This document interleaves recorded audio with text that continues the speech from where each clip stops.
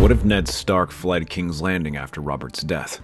Let's explore the depths of it in the video. Ned watches Renly depart, leaving him alone in the halls to ponder what he will do next. Though he did not admit it, Renly is likely going to be freed after this, and Ned cannot truly blame him. With Robert dead, the capital just got even more dangerous for men like them. No doubt he will make his way back to Storm's End. Though Ned wishes to shout out for him to return and urge him to try and take control of the Red Keep, another part of him is worried and wishes to join him. Honor dictates that he remains behind to see Robert's will done, but that is easier said than done. He has few guards left and even fewer allies. Those he does have, he does not trust. While Littlefinger acts like a friend, Ned suspects there is more to him behind those smiles. Even when he offers his support, Ned cannot bring himself to accept. There is something he must do in exchange. That much he understands, and he doesn't like the idea of owing Littlefinger. Ned weighs his options throughout the night, trying to consider what might be best. Unfortunately, none of the possibilities look good, and he must now consider the very real possibility that there is nothing further he can do in the capital. Ned swallowed, as he was already discussing chartering a ship to take his daughters back home. But now, if he were to leave with them, it would allow him to escape north and plan his next move. Although it feels like cowardice, he reminds himself that there is nothing wrong with attempting to regroup, especially given the situation they are in. Reluctantly, Ned sends a rider out to inform the ship captain that he intends to set sail. While he waits for word, he instructs his household to pack and prepare to depart at a moment's notice. Once they are given the go-ahead, his party departs, leaving in the dead of night. When the Red Keep wakes up the next morning, they will find the Stark quarters empty and Ned Stark gone. Though they learn of Robert's death, it is a hollow victory, as they do not gain the submission of the North, or even the opportunity to take someone hostage and force their hand. It is only once they are safe out of the city and King's Landing's silhouette has faded behind them that Ned allows himself to relax. He has a raven send word to White Harbor about his impending arrival, but also with secret orders to Robb. They must prepare for the worst by calling their banners. Tywin is more than displeased. He had hoped to secure Ned Stark's capture to force the North to submit and neutralize them as a threat. Without them, Tywin risks being caught from two sides in his invasion of the Riverlands. And these fears are proven to be true, as Renly assembles his army in the Stormlands and prepares to march out. Meanwhile, the North mobilizes just as Ned has commanded, and nearly 12,000 swords are waiting for him alongside Robb and Catelyn. Ned immediately embraces his family, who welcome him back from his journey south. They are grateful to see him safe, and Ned is happy to be back. This short trip to the capital has reminded him just how mad the royal court is. If he had a choice, Ned would have gladly remained north, but he knows that is not an option, and as the banners answer his call, he prepares to ride out. He is accompanied by Robb and the rest of his bannermen. Their goal is to stop the chaos in the Riverlands brought about by Tywin's invasion. But the Warden of the North is outnumbered. Even with the additional men he picks up south, he is still outnumbered by almost 2-1, and knows that trying to battle Tywin is risky business. So instead, Ned's plan revolves around avoiding a fight. He may not challenge Tywin, but his army's mere presence may threaten them and force them to reconsider their action. He marches down to the Neck and takes a position in Moat Cailin, but also sends riders ahead to the Lannister camp to negotiate. Tywin is surprised by this offer, but cannot bring himself to refuse. He was not expecting this war and worried about what Ned Stark might do. Against his son, he might have risked battle, but Ned was a proven commander, and if he was offering peace, then he would at least hear him out. Both agree to meet at the Twins to discuss what will happen next. The meeting is tense, as both lords meet in the water tower with their armies camped on either side, staring at each other. As refreshments are served, Lord Tywin glances over at Ned and nods his head. You are far from King's Landing, Lord Stark. Surely my daughter and grandson require the Hand's counsel. I am the King's Hand, not theirs, and they have made it clear my services are not required. But I could say the same thing for you. I seem to recall ordering you to present yourself before the royal court, and yet you are here as well. No matter. I suppose the Twins are as good a place as any to discuss your recent actions. What is there to discuss? Your wife kidnapped my son and dragged him off to the Vale. Your son was a suspect in the attempted assassination of my son, Bran. I realize now that he was innocent, and for that, I apologize. However, he was brought before Lady Lysa to face a fair trial. A fair trial? Is that what you call seizing him as he sits down to eat, dragging him across the mountains like a common criminal? and locking him in a sky cell.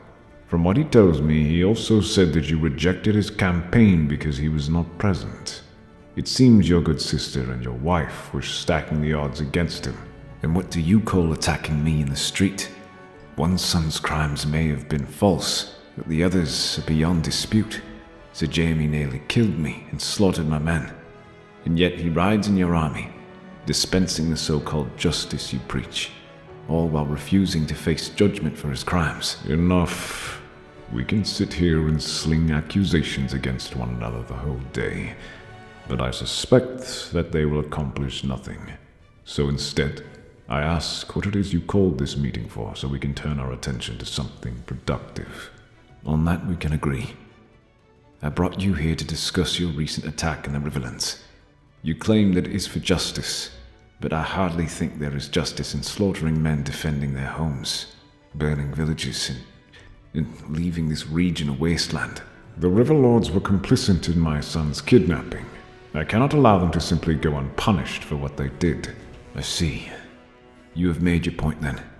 I think no one in the Riverlands has missed the message you were trying to send. You understand that I cannot allow such action to continue. I have nearly 20,000 men here ready to fight if you refuse to stand down. I might no longer be hand, but I still will keep the peace, and I certainly will not leave my lady wife's home at your mercy. Be careful with the threats you make, Lord Stark. I still have many more men than you, and I am prepared to fight. Twice as many men as me. But what about Lord Renly and Stannis?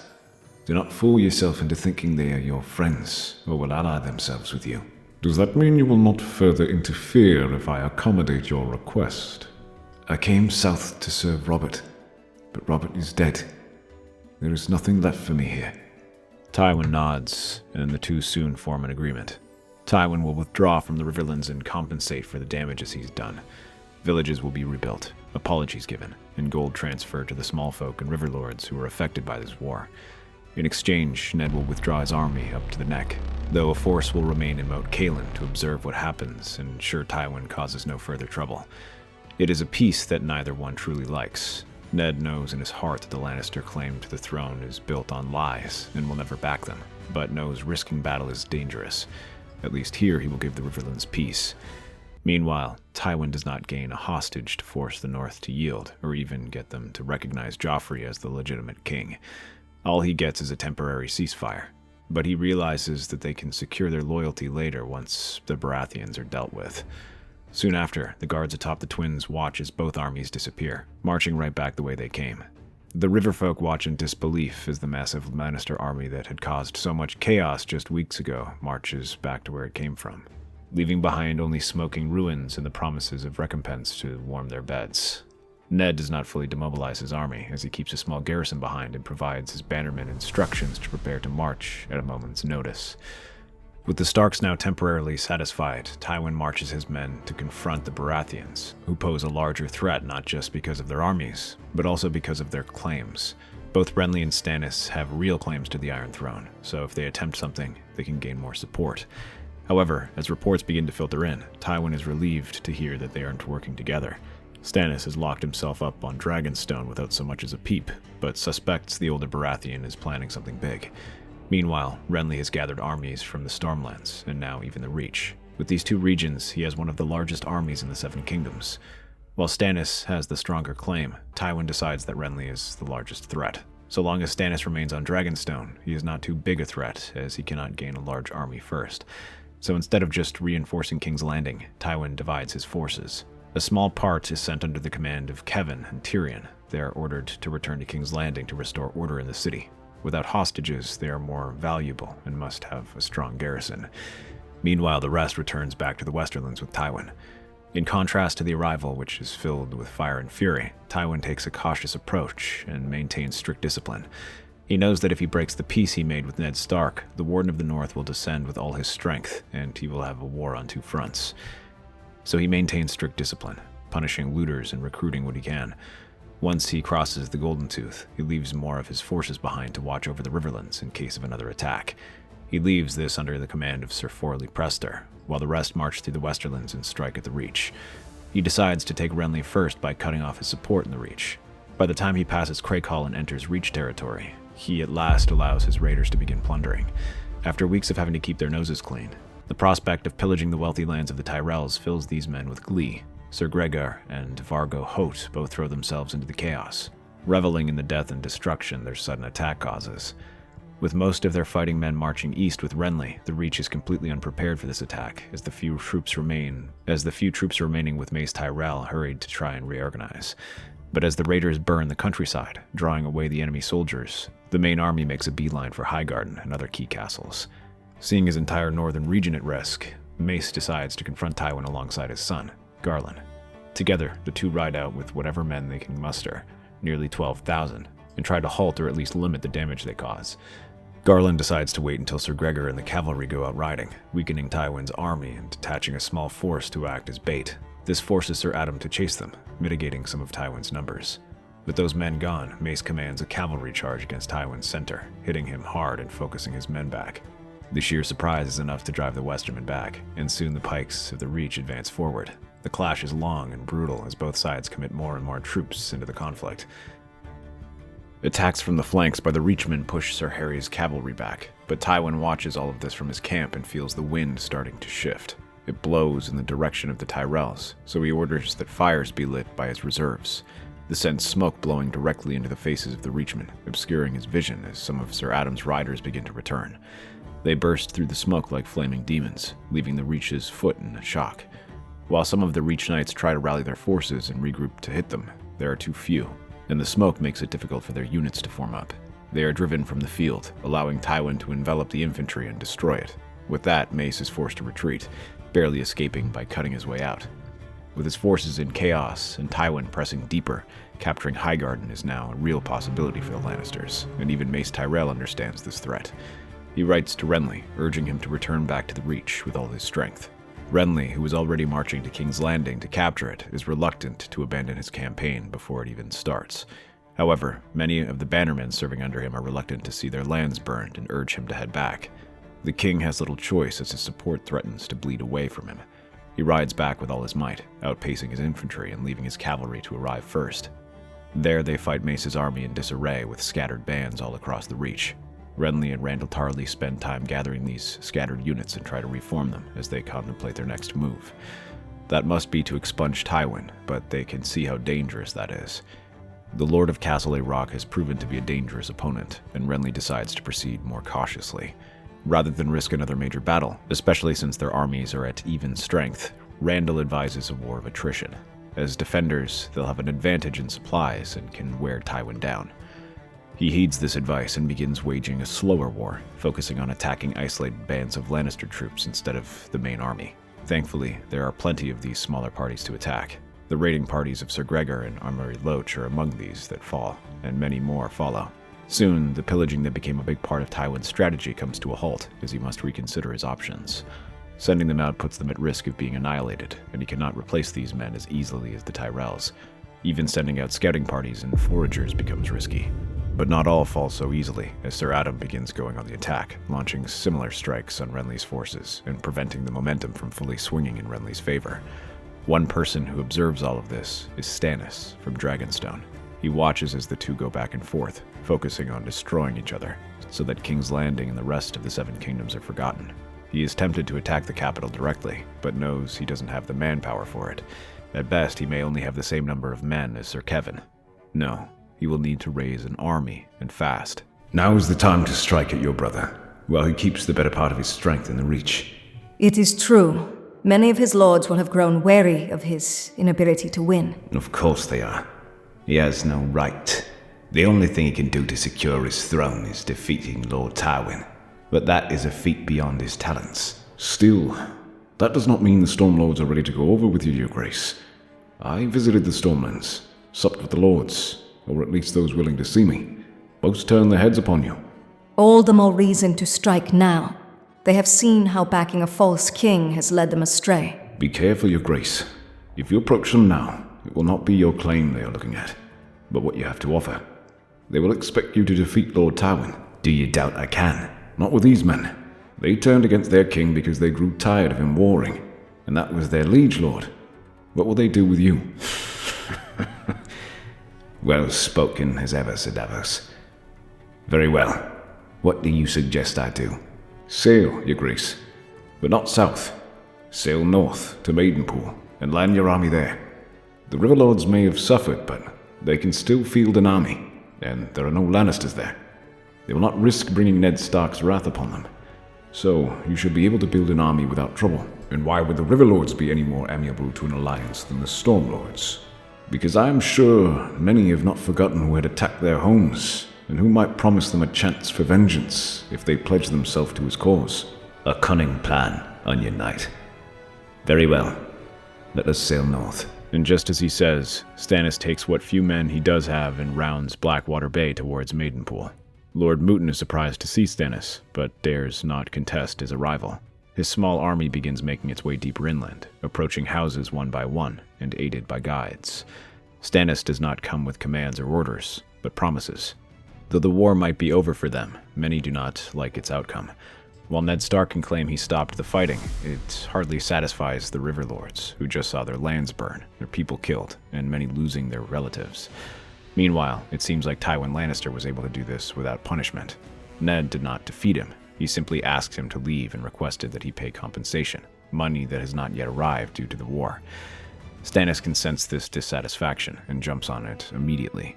Each time a lord invites him to sup, he makes the same declaration. You bleed for the ambitions of the Lion, but had to sit quietly as his armies marched upon your lands and butchered your people, had to watch as the crown did nothing. Then Ned Stark claims he's achieved peace because he says Tywin Lannister will pay you back. But where is the gold? Still funding the old Lion's wars. Join me, and I promise that you shall be paid back in full immediately. Those words immediately appeal to the angry Riverlords who pledge themselves to his cause. Though their armies are battered, many houses still commit troops to his cause. Soon, his army swells by thousands. Such a force cannot march out in secret, and both Ned and Tywin soon get word of their arrival. Soon, Ned personally visits Stannis' camp to discuss what shall be done moving forward. The wind stirs the banners as Ned Stark waits beneath the canopy of the Godswood Pavilion. The Riverlands are greening again after the Lannister withdrawal, but scars of fire remain. Stannis Baratheon arrives with his cloak flapping behind him, jaw clenched and eyes cold. You asked for parley. Here I am. Speak. I did. I'm told your army moves north, and many Riverlords ride behind you. I hope to understand your aims before more blood is spilled. My aims? Justice, Lord Stark. Or have you forgotten that the Lannisters marched through these lands like butchers in red cloaks? I gave the Riverlords a choice. Suffer in silence, or stand and claim vengeance. They chose. I don't fault them for that, but I fear what comes next. More war, more widows. The Riverlands are not healed. Your march reopens wounds I've tried to close. You closed nothing. You bought time, rubbed a bit of ointment in an open wound and claimed it's healed. Time for Tywin to gather strength, time for the crown to ignore its debts, and time for a false king to sit on the Iron Throne. You know I do not support Joffrey. That's why I fled. I refuse to recognize him. Joffrey is not Robert's son. I have proof. I kept the secret to avoid war, but it came anyway. So I do not need to convince you. Good. Then you know I am the rightful king. Stannis' mouth curls, not quite into a smile, more like the twitch of a sword being unsheathed. I do.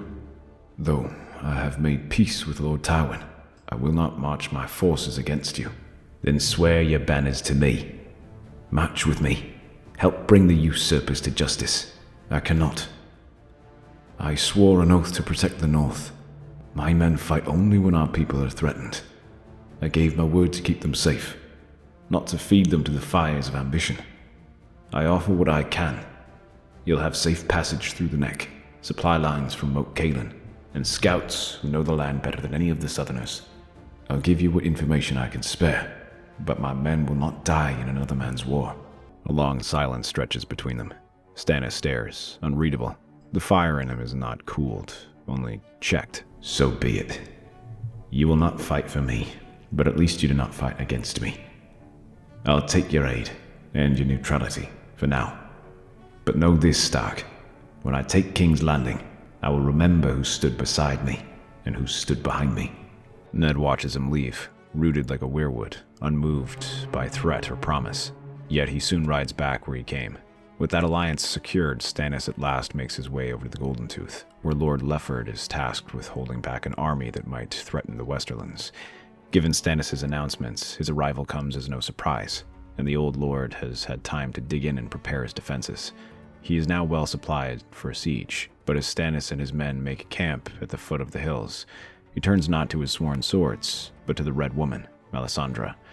She nods and says nothing. By the time midnight rolls around, a shadow creature slips out of the camp. It makes its way over to the Golden Tooth, where a few screams can be heard as the monster goes to work. Men are along one of the postern gates, just as it swings open. By then, Sir Richard Horpe is ready and gestures for their troops to rush inside. With the guards subdued, they open the main gate, and the men of the Narrow Sea, as well as the vengeful river lords, come streaming inside the castle. The destruction is total as the riverfolk unleash their revenge upon the garrison. Only a handful are spared, Lord Lefford not among them as he is cut down while trying to flee. With the Golden Tooth now his, the way lies open for the rest of the Westerlands, and the lords do not let this opportunity go to waste. Compared to Tywin, Stannis has no interest in needless raiding and pillaging. Instead, he marches his army across the Westerlands to capture castles and captives, but not to destroy them. Villages are left intact, and he forces his men to pay for everything rather than simply taking it. Those who refuse or choose to murder and rape are punished quickly and effectively. This is thanks in part to Melisandre and the Queen's men, who act as Stannis' enforcers, cracking down on anyone they see defying the one true king. The only exception to no stealing is gold from the mines of the Lord's coffers. Stannis is happy to claim these to fuel his war effort. However, he does not bleed the lords dry like Tywin would do to his foes. With this, Stannis hopes to convince some of the Westermen to cross over to his side. While few come forward with fear of what Tywin will do in retaliation, they are at least growing wary of remaining in the Reach when their homes are under threat. Many wish to return home, and every day those voices grow louder. Even Tywin Lannister cannot ignore the tides shifting around him. With the Westerlands under siege and the River Lords pledging to Stannis, his position grows increasingly untenable. He sends raven after raven, calling on vassals to return from the Reach, but most are trapped behind enemy lines, or simply do not answer. Whispers ripple through the camps. Some lords begin questioning the point of attack. Some lords begin questioning the point of attacking the Tyrell heartlands, while their keeps lie vulnerable. Desertions begin. Not whole houses, but enough men slipping away by night to sow doubt. At last, Renly sees his moment. Flush with fresh troops from the southern Stormlands and the remnants of the Reach houses, he gathers his bannermen and strikes. With Randyll Tarly commanding the vanguard and Sir Loras leading the cavalry, Renly launches a full-scale assault on the returning Lannister host. The clash is furious. At first, Tywin's veteran troops hold, but they are outnumbered, and their spirit is broken. When Sir Adam Marbrand is unhorsed and captured, Sir Harry's Swift is cut down in the chaos. The Lannister center crumbles. Tywin attempts to regroup, calling for order, but no one hears him over the din of fire and steel. A stray bolt, fired blind into the smoke, strikes him through the neck. The Lord of Castle Rock dies with no flourish, his corpse trampled as his army breaks. Survivors flee in all directions. Many attempt to return home, others scattered towards King's Landing, hoping to find safety behind the city walls. But Stannis is already prepared for this. His men intercept the routed forces. At the crossroads and fjords, battered Lannister soldiers find themselves surrounded by river lords and queensmen. The survivors are given a choice: bend the knee to King Stannis, or die. Most choose life, but the price is steep. Stannis demands reparations, gold, crops, horses, and sent hostages from every noble house to be held by the river lords until debts are paid in blood and coin. He does not kill the Westermen, he merely chains their futures to his cause. Despite his victory, Stannis does not delude himself. His army is a patchwork of battered men, half-trained riverfolk, and old soldiers bound more by rage than loyalty, and Westermen whose homes he just invaded. He needs time, rest, and consolidation. Rather than march directly on King's Landing, he pivots. He orders a sharp campaign west from the Riverlands, seizing Fairmarket and striking at the Reach. Melisandre urges him to strike a fatal blow, but through the shadows. You have one true enemy. The usurper wears your brother's face. You will never rule while he stands. Strike now while his men question his ability. Your Grace, he is your blood. Whatever his sins, killing him is kinslaying. You'd lose half your followers overnight. Then what would you have me do? Show them what he is. Not a king, but a peacock. Remind them of what he allowed. He unleashes a campaign of ravens, riders, and singers. Word spreads across the Reach and Stormlands. Renly Baratheon, who let Tywin burn the Reach while he courted banners and feasted at Bitterbridge. Renly, who abandoned Ned Stark when he needed him most. Renly, who gave the Lannisters the throne by abandoning the capital. The lies are few, the truths twisted but not broken. In this regard, Ned proves his aid. He recalls how he had to leave the capital in a hurry because Renly refused to support him, all because he wanted to seize the Iron Throne. Not only does Ned confirm these rumors, he amplifies them and sends out his own ravens. Some Reachmen begin to hesitate, not openly, not yet, but they listen. Their sons are dead, their fields scorched, and now their king is losing the war he started. Many of them also see little reason for it. House Tyrell made this alliance to boost their prestige, yet what do the lesser houses gain? Not much, it seems.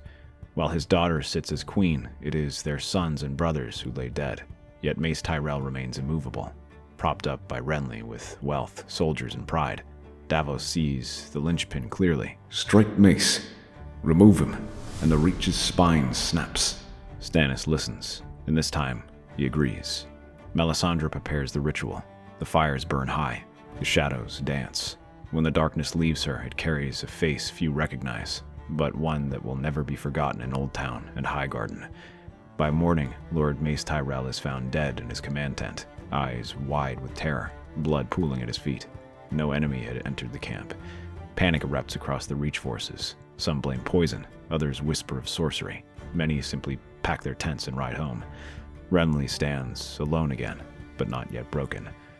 Soon enough, the army of Stannis approaches, their banners fluttering on the horizon, rising higher and higher as the horns sound across the valley.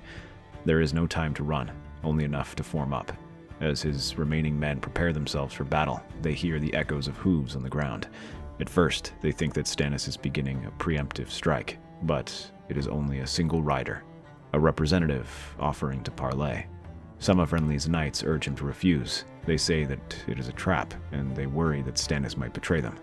But now more than ever, he knows he cannot show weakness. Instead, he rides out alongside some trusted guards and confronts his brother, who waits at the crest of the hill, accompanied by Melisandre, Sir Davos, and a few river lords and Westermen. Brother, you were a long way from Dragonstone. If you are looking for Tywin Lannister, then you are too late. It isn't Tywin who I'm looking for. It's you. I am sure you started this war to end the usurper's reign just as I did. But Lord Tywin is dead, and King's Landing's fall is just a matter of time. So it seems that the race is on to see which one of us will reach the capital. This isn't some game. Thousands of men have fallen to get us where we are. Joffrey sits on the Iron Throne, and I am certain you do not like the thought of that any more than I do. While we sit here bleeding our armies to nothing, he secures his position.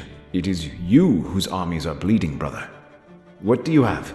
The scrapings of Tywin Lannister's forces, codfish lords, and a few battered river lords. Meanwhile, I have armies to spare. And were those the men whom I saw riding off? Already 3 of your bannermen approached me today, hoping to cross the banners, but I see no reason why they cannot be both of ours. I propose we combine our forces. Together, Joffrey and whatever remains of his men will be relevant. I will help you keep your army in line, and even bring the Tyrells back into the fold. After this war is over, I will even name you my heir, but only if you bend the knee. You must be madder than Ares if you expect me to accept these terms. The Tyrells back me. I have the largest army in the 7 kingdoms. So did King Gardner in the Fields of Fire. It didn't stop him from burning. You don't have dragons. I have an army. One that is loyal to me. That is more than I can say for you. I will not make this offer again. Renly purses his lips and considers what he's saying carefully. The truth is, he no longer is certain about his chances of success. Already many of his men have deserted him. So far, he still outnumbers Stannis' force, but not by much. And should battle be joined, it is far from certain. More importantly, this offer provides him a way out that still allows him to save face. He will still be in the line of succession. It might take some time, but he will become king, eventually. I want my marriage to Marjorie to be recognized by you. Very well. I wish you two much happiness. And my position in the small council. You ask much. Fine. The banners of Stag and Rose ride together. From the east, Stannis' veterans and riverlords approach Blackwater Bay with discipline and silence. From the south, Renly's cavalry and stormlords trample the Kingswood trails, armor shining in the sun. Though they fly separate colors, the two Baratheon hosts are now one cause, at least for now. King's Landing braces. Inside the Red Keep, panic spreads like fire in dry grass. With Tywin dead and no Lannister reinforcements on the horizon, Cersei tightens her grip on her children, but no longer pretends to command the city. The Gold Cloaks are paid, but loyalty wavers. Kevan and Tyrion remain with 5,000 men, but this is a drop in the bucket compared to the forces the Baratheons bring to bear. The small folk whisper of two kings with rightful blood, and Joffrey's hold begins to fray. The siege begins with little ceremony. Stannis wastes no time with proclamations or parley. His catapults are rolled forward by riverlords, and his warships form a blockade to prevent escape. Renly, ever the showman, marches around the gates with banners unfurled and horns sounding. He demands surrender. None comes. By nightfall, Renly's sappers are already at work along the Kingsgate. Inside, Sir Mandon Moore proposes they fight to the death. Sir Boros wants to flee. Cersei prepares wildfire, not to hurl at the enemy, but to burn the city if she must.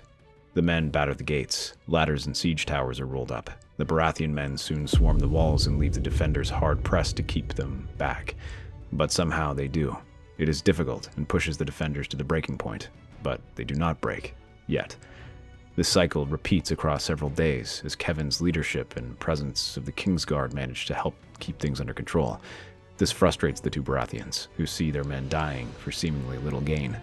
Stannis continues to consult with Melisandre, trying to figure out the best way to take the city, and the answer comes. Stannis strikes first. Under the cover of darkness, his queensmen scale the eastern walls near the Mudgate, their torches low and silent. Just as Melisandre said, the defenders here are not as numerous as in other parts of the wall.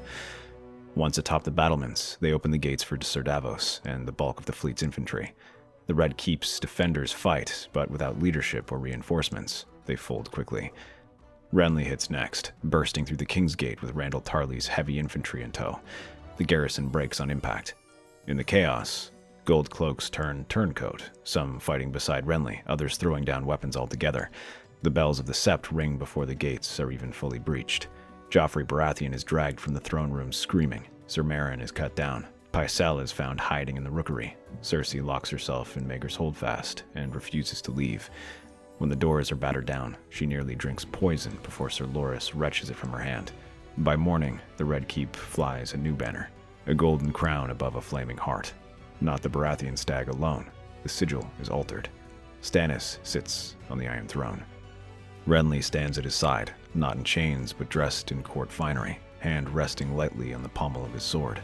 Marjorie stands nearby, pale but poised.